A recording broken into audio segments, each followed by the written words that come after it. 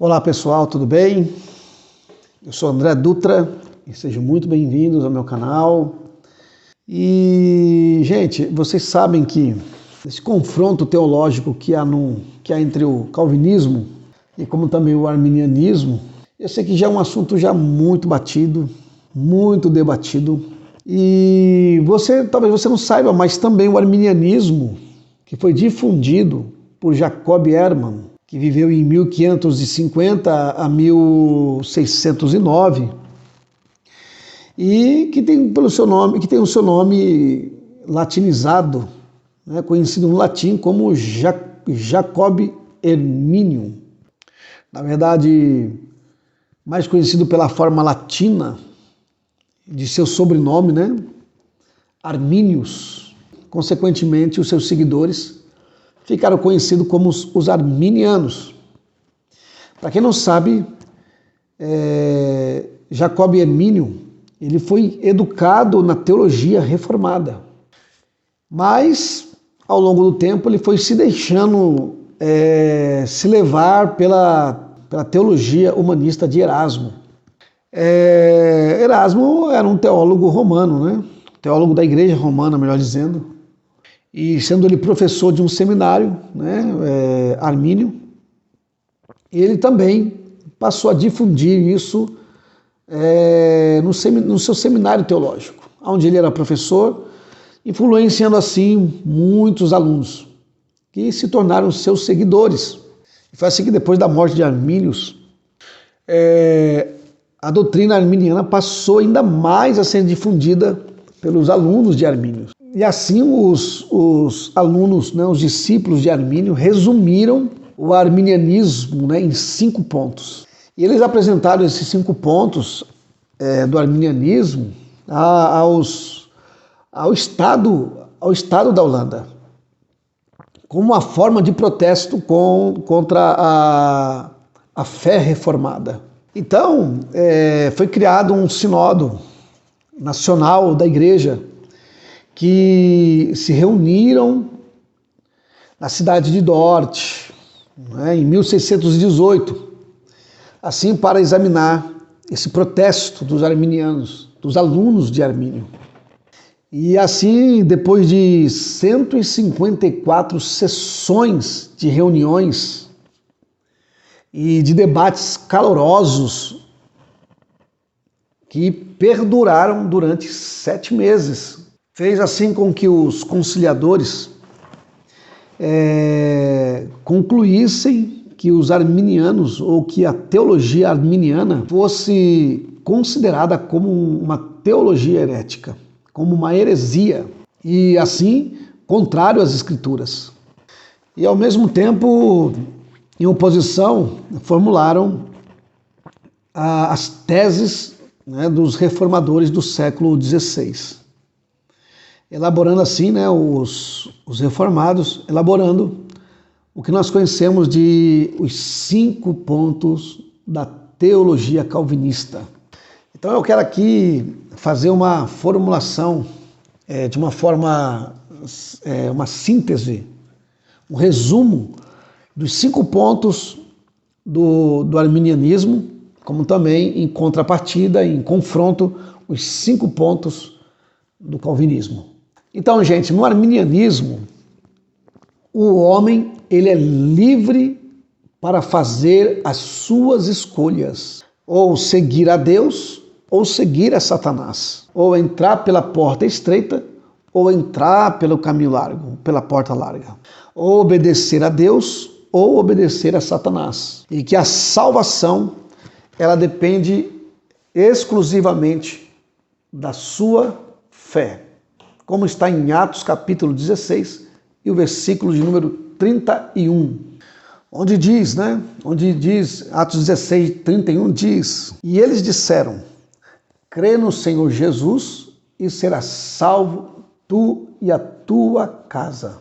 Já no calvinismo, o homem não tem o livre-arbítrio, não tem como fazer uma escolha por causa da depravação total. Quer dizer, o homem não regenerado, ele é escravo do pecado, incapaz de salvar-se por si mesmo, como vemos em Romanos, capítulo 3, verso 11 e o verso 12, que diz: não há ninguém que entenda, não há ninguém que busque a Deus. Todos se extraviaram e juntamente se fizeram inúteis. Não há quem faça o bem, não há nenhum só. Então, além desse primeiro ponto, nós temos mais ainda 4 pontos que nós devemos aqui refletir e pensar como pensam os arminianos e como pensam os calvinistas. O segundo ponto do arminianismo é que a eleição ela é condicional, ela é condicionada à fé ou a uma decisão humana. O homem é capaz de criar a condição pela qual Deus pode elegê-lo, como também salvá-lo, né? Elegê-lo e salvá-lo. Como vemos em Marcos capítulo 1 e o verso de número 15. Já ao contrário, nós temos no calvinismo a eleição incondicional. A eleição é fruto da livre vontade do Criador. Quer dizer, não é o homem quem faz a escolha, mas sim Deus que de antemão já decide aqueles que iriam reinar com ele na vida eterna, não estando subordinada à escolha humana, como vemos no Evangelho de João, capítulo 15 e o verso 16.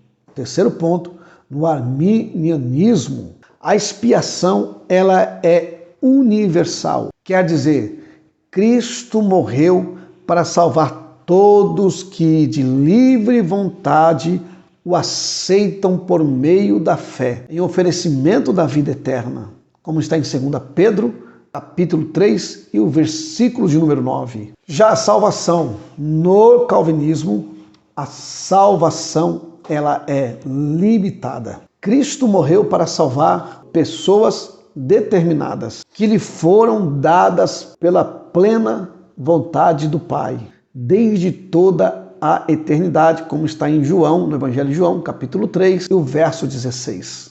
E o quarto ponto do arminianismo fala sobre que a graça ela é limitada ou que ela pode ser impedida. O homem pode escolher não ser salvo se assim ele quiser.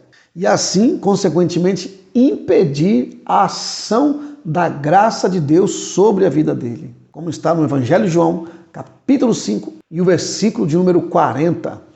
Quarto ponto do calvinismo, a graça ela é irresistível. Quer dizer, os escolhidos são atraídos pela graça a Cristo, por meio da sua graça irresistível. Como lemos em João, capítulo 10 e versículo 27. O quinto ponto do arminianismo é que o homem pode cair da graça. Quer dizer, assim como o homem pode escolher e aceitar a Cristo, ele também pode cair e rejeitar a Jesus Cristo. Como está lá na carta aos Gálatas, capítulo de número 5 e versículo 4. Já em contrapartida, nós temos no quinto ponto do calvinismo que nós temos a perseverança dos santos. A obra, na perseverança dos santos, a obra, ou a salvação, é a obra realizada inteiramente por Deus. Logo, quem é salvo permanece incondicionalmente salvo. Como lemos em João, capítulo de número 10 e o verso de número 28. Amém? Tudo bem? Então, minha gente, aqui eu deixo minha contribuição com você sobre os 5 pontos do arminianismo. Talvez você nunca tenha ouvido falar que no arminianismo também tem 5 pontos e que depois desses 5 pontos serem levantados pelos alunos, discípulos de Jacob Hermínio, né, ou pelos arminianos, também, em contrapartida, no Sínodo de Dort, que durou durante 7 meses, decidido ali a igreja e os teólogos que a teologia, a doutrina arminiana é de fato uma heresia. E assim também eles levantaram 5 pontos para combater e confrontar os 5 pontos dos arminianos. Que Deus te abençoe. Fica aqui minha contribuição para o teu conhecimento nesse vídeo. Um grande abraço.